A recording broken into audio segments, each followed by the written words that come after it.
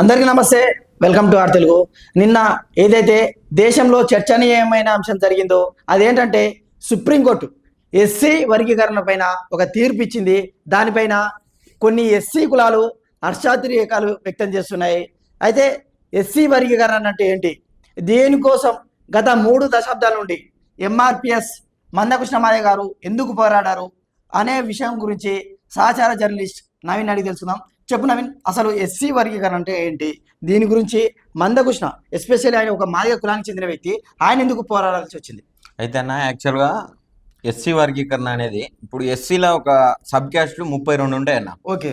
ఈ అన్నిటికీ ఇప్పుడు రిజర్వేషన్లు ఏదైతే ఉన్నాయో ఈ విద్యలో కానీ మన ఉద్యోగాల్లో కానీ ఓకే ఈ రిజర్వేషన్లు ఏమైతున్నాయంటే కొంతమందికి ఎస్సీలలో ముఖ్యంగా చూసుకుంటే అంటే యాజ్ పర్ మందకృష్ణ పోరాటం ఓకే ఆయన పరంగా చూసుకుంటే ఆయన ఆలోచించిన కోణం ఏంటంటే ఈ ఎస్సీలలో ఈ రిజర్వేషన్ ప్రక్రియ అనేది కేవలం కొంతమందికి అమలవుతుంది. మాల సామాజిక వర్గానికి చెందిన వారు ఎవరైతే ఉన్నారో వాళ్ళే దీని వల్ల లబ్ధి పొందుతున్నారు. ఈ రిజర్వేషన్ల వల్ల మాదిగ సామాజిక వర్గానికి చెందిన వాళ్ళు నష్టపోతున్నారు అధిక మొత్తంలో. ఎందుకు అనంటే తెలంగాణ రాష్ట్రంలో మాదిగ సామాజిక వర్గానికి చెందిన వాళ్ళ జనాభా ఎక్కువ ఉంటుంది. కానీ ఈ రిజర్వేషన్ ప్రక్రియ ఏదైతుందో అందులో కేవలం ఆ రిజర్వేషన్ వల్ల బెనిఫిట్స్ పొందేది ఎవరు? మాల సామాజిక వర్గానికి చెందిన వాళ్ళు. ప్లస్ ఇది కాస్త పక్కన పెడితే ఈ 32 సబ్ క్యాస్ట్లు ఏవైతే ఉన్నాయో వాటికి ఎటువంటి లాభం చేకూరతలేదు. ఈ ఎస్సీలలో గాని ఇంకోటి ఎస్టీలలో గాని. ఎస్టీలలో గిరిజన ఆదివాసీలు 2 టైప్స్ ఉన్నాయి. అయితే ఈ ఆదివాసీలు ఎవరైతే ఉన్నారో అసలు గిరిజనులు అంటే లంబాడీలుగా చెప్పుకునే వారు ఎవరైతే ఉన్నారో వీళ్ళు అసలు మా దాంట్లో వద్దు, ఎస్టీలలో నుంచి వీళ్ళని తీసేయండి అంటారు. ఎందుకంటే మహారాష్ట్రలో చూసుకుంటే ఈ ఇక్కడ ఉన్న లంబాడీస్ మహారాష్ట్రలో బీసీలు. అయితే ఇప్పుడు మన దగ్గరికి వచ్చేసరికి ఎస్టీ. అయితే ఈ ఎస్టీగా ఉన్న క్రమంలో వీళ్ళకు రిజర్వేషన్లు అధిక మొత్తంలో అందుతున్నాయని చెప్పి మహారాష్ట్ర నుంచి కోకొల్లలుగా ఇక్కడికి వలస వచ్చి ఇక్కడ స్థిరపడిపోతున్నారని చెప్పి ఆదివాసులు ఆగ్రహం వ్యక్తం చేస్తున్నారు. అయితే ఈ క్రమాన్ని బట్టి చూస్తే మెయిన్ గా ఎస్టీలు ముఖ్యంగా చెప్పుకోవాలంటే ఎస్టీ అనగానే గుర్తొచ్చేది లంబాడి, ఎస్సీ అనగానే గుర్తొచ్చేది మాదిగ. అయినా కూడా మాదిగలకు న్యాయం జరగట్లేదు.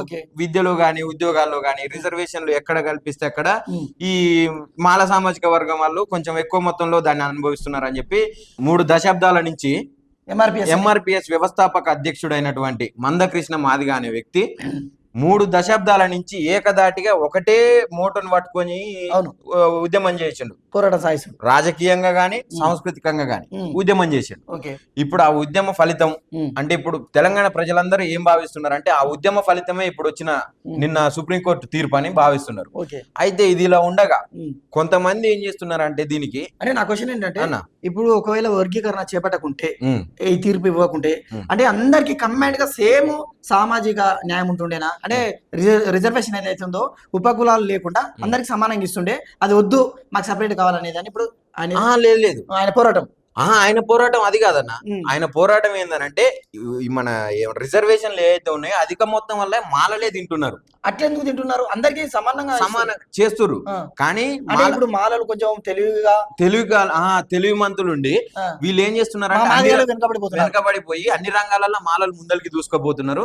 మా మాదిగోళ్ళు ఏం చేస్తున్నారంటే వెనకబడిపోతున్నారు. జనాభా ప్రకారం చూసుకుంటే మేమే ఎక్కువ ఉన్నాం, మాకు సపరేట్ చేయండి. రిజర్వేషన్ లా ఏమంటారు క్లాసిఫికేషన్ చేస్తే మాకు సపరేట్ ఉంటది, అప్పుడు మా దాన్ని ఎవరు తినలేరు మా ఫలితాన్ని అని చెప్పి మా ఫలాన్ని ఎవరు తినలేరు అని చెప్పి ఈయన పోరాటం చేసాడు. అది ఈ రిజర్వేషన్ ప్రక్రియ యొక్క అంతరార్థం అన్న. అంటే ఇప్పుడు నేనేమంటా అంటే ఎస్సీల ఇప్పటి నుంచి ఓన్లీ మాదిగల్లో ఉన్న ఉపకులాలకి ఉపయోగం ఉంటుందా ఈ వర్గీకరణ వల్ల? మిగతా మాలలు గానీ ఇతరాత్ర ఉన్నాయి కదా ఉపకులాలు, వీళ్ళకి అన్యాయం జరిగే అవకాశం ఉందా? ఎగ్జాక్ట్ గా ఈ పాయింట్ మాట్లాడుకోవాలి. ఇప్పుడు ఏంటంటే చాలా మొత్తం వరకు తెలంగాణలో ఈ క్లాసిఫికేషన్ ఏదైతే ఉందో ఈ వర్గీకరణ విషయం ఏదైతే ఉందో ప్రతి ఒక్కరూ ఏం చేస్తున్నారంటే ఈవెన్ రాజకీయ పార్టీలతో సహా అన్ని ఏం చేస్తున్నారంటే హర్షం వ్యక్తం చేస్తున్నారు, దీనికి మేము మద్దతు ఇస్తున్నారు, అంగీకరిస్తున్నారు, స్వాగతిస్తున్నారు. కానీ కొంతమంది మాల సోదరులు ఎవరైతే ఉన్నారో లీడర్లు దీన్ని ఖండిస్తున్నారు, ఎందుకు వ్యతిరేకిస్తున్నారు? ఎందుకనంటే మా మధ్యలో మళ్ళీ చిచ్చురు చెప్తున్నారు, మీరు కులాల ఘర్షణ తెస్తున్నారు, మమ్మల్ని వేర్పాటు చేస్తున్నారు. దీనికి కేంద్రం సహకరించి కేంద్రం దీనికి మద్దతు ఇచ్చి కేంద్రం ద్వారా ఇది విడుదలైంది, దీనికి సహకరించినందుకు కేంద్రాన్ని మేము ఖచ్చితంగా తప్పుపడతాం అని చెప్పి చెప్తున్నారు కొంతమంది. ఇప్పుడు మన మాజీ ఎంపీ మన హర్ష కుమార్, మాజీ ఎంపీ హర్ష కుమార్ నిన్న ఇదే ఒక కాంగ్రెస్ ని కూడా ఈ కోణం కాంగ్రెస్ ఎమ్మటే రేవంత్ రెడ్డి ఎట్లా నువ్వు ఎమ్మటే తీర్మానించినావు అసెంబ్లీలో ఈ విషయాన్ని, ఎట్లా స్వాగతించినావు, నువ్వు స్వాగతించి తీర్మానం చేసినావు నువ్వు అసెంబ్లీలో వెంటనే, నువ్వు ఎట్లా చేసినావు అని చెప్పి నువ్వు ఒకవేళ ఇదే కోణం నువ్వు నడిపించి ఇదే వైఖరి నువ్వు కొనసాగిస్తే నేను ఈ కాంగ్రెస్ నుంచి తప్పుకుంటా అని ఒక సంచలన కామెంట్లు చేశాడు. ఇంకో person SC ST commission X chairman అయినటువంటి కారెం శివాజీ అనే వ్యక్తి కూడా ఈ కేంద్రం చేస్తున్నది చాలా తప్పు, మీరు ఎట్లా విభజిస్తారు, ఎట్లా వర్గీకరణకు ఒప్పుకుంటారు, మీరు మమ్మల్ని ఎందుకు విడగొడతారు, మేము సోదరులు లెక్కున్నాం మమ్మల్ని విడగొడుతురు మీరు అని చెప్పి కొంచెం ఘర్షణ లేపి మాట్లాడారు. అయితే ఇక్కడ విషయం ఏంటంటే కొన్నిసార్లు ఇప్పుడు ఎవరైతే వ్యతిరేకించారో వీళ్ళు కూడా ఒకసారి వర్గీకరణ జరగాలనుకున్నారు, అయితే జరిగే వరకు కేంద్రం పైన ఏదో ఒక నింద వేయాలని మాట్లాడుతున్నారంటవా, లేకుంటే నిజంగా మాకు అన్యాయం జరుగుతుందని మాట్లాడుతున్నారు? అంటే ఇప్పుడు యాజ్ పర్ వర్గీకరణ, యాజ్ పర్ క్లాసిఫికేషన్ చూసుకుంటే ఈ ఇప్పుడున్న రిజర్వేషన్లు ఏవైతే ఉన్నాయో దాన్ని 15% రిజర్వేషన్ ఉంటే దాన్ని సమభాగాలుగా పంచుతారు. అంటే ఎవరి జనాభా ఎంతో వాళ్ళ వాటా అంత అని చెప్పి పంచిరు. అదేంటంటే ఇప్పుడు మాదిగలు అధిక మొత్తంలో ఉన్నారు కాబట్టి వాళ్ళకు 7% రిజర్వేషన్ వాళ్ళకి ఇచ్చిర్రు, మాలలు కొంచెం మొత్తంలో ఉన్నారు కాబట్టి వాళ్ళకి 6% ఇచ్చిర్రు. సో 6% ఇచ్చిర్రు కాబట్టి వాళ్ళు కొంచెం నష్టపోయే క్రమం కనిపిస్తుంది కాబట్టి వాళ్ళు ఆగ్రహం వ్యక్తం చేస్తున్నారు. అది అదే ఇప్పుడు అదే మాట్లాడతాం అనుకున్నా, మాదిగలకు అంటే ఎస్పెషల్లీ మాలలకు ఎంత శాతం తక్కువ అవుతుంది, మాదిగలకు ఎంత శాతం ఎక్కువ అవుతుంది అనే అంశం గురించి మాట్లాడతాం. మీరే చెప్పారు, చెప్పండి ఒకసారి. అదే అయితే ఇప్పుడు యాక్చువల్ గా 15% రిజర్వేషన్లు ఉంటాయి ఈ ఎస్సీ, ఎస్సీకి 15% రిజర్వేషన్లు ఉంటాయి. అందులో 7% ఇప్పుడున్నటువంటి మాదిగ సామాజిక వర్గానికి 7%, మాల సామాజిక వర్గానికి 6%, ఈ రెల్లి ఇతరత్ర కులాలకు 1%, ఆది ఆంధ్రులకు 1% కేటాయించారన్న. ఈ 15% రిజర్వేషన్లు అనేవి ఇట్లా విభజించారు.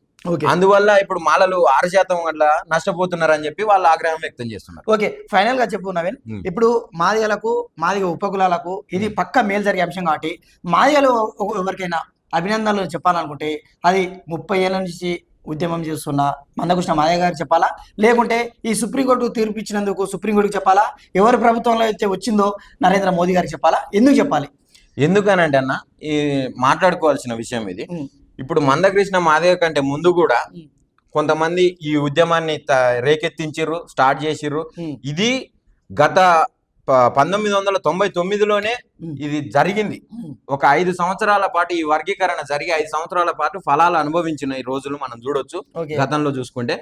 దాన్ని ఆ తర్వాత ఏమైందంటే గత ప్రభుత్వం అంటే ఉమ్మడి రాష్ట్రం ఏదైతే ఉందో అప్పుడు మళ్ళా కొన్ని సంఘటనల వల్ల మళ్ళా దాన్ని బంద్ చేసిర్రు, అవి మళ్ళా యథావిధిగా వచ్చినాయి. దాన్ని పునఃప్రారంభం చేసి ఒకటే ఏకధాటిగా ఒకటే మోటో పెట్టుకొని ఇంత దూరం తీసుకొచ్చి ఈ విషయాన్ని కేంద్రం దాకా తీసుకుపోయి నరేంద్ర మోడీ దాకా తీసుకుపోయి ఆయనకు ఈ విషయాన్ని చేరవేసి ఆయన ద్వారా దీన్ని అందుకున్నందుకు కేంద్రానికి గాని మన మందకృష్ణ మాదికకు గాని ఇప్పుడు అంతకు ముందు పనిచేసిన వాళ్ళు ఎవరైతే ఉన్నారో వాళ్ళకు గాని ఈ ఉద్యమం కోసం పనిచేసి కనుమరుగైపోయిన వాళ్ళు చాలా మంది ఉన్నారు.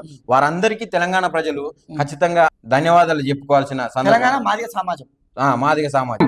యాక్చువల్ గా కొంతమంది చెప్తున్నారు ఈ విషయం చంద్రబాబుకి గానీ మోడీకి గానీ ముందే తెలుసు ఈ క్లాసిఫికేషన్ జరుగుతుందని. ఈ విషయం ఎందుకు క్లాసిఫికేషన్ జరుగుతుందని ముందు తెలుసు కాబట్టి వాళ్ళ మేనిఫెస్టోలో వీళ్ళు బల్ల గుద్దినట్టు చెప్పిర్రు.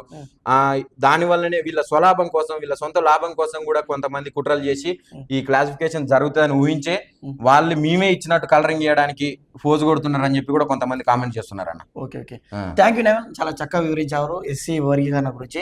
అయితే చూశారు కదా మా కొలీకు ఎంత చక్కగా ఎస్సీ వర్గీకరణ పైన వివరించారో. అయితే ఈ వీడియో చూస్తున్న ఎవరైనా మాదిగ సోదరులు ఉంటే ఇది మీకు నష్టమా లాభమా మీరు కామెంట్ రూపంలో తెలియజేయండి. Thanks for watching R Telugu.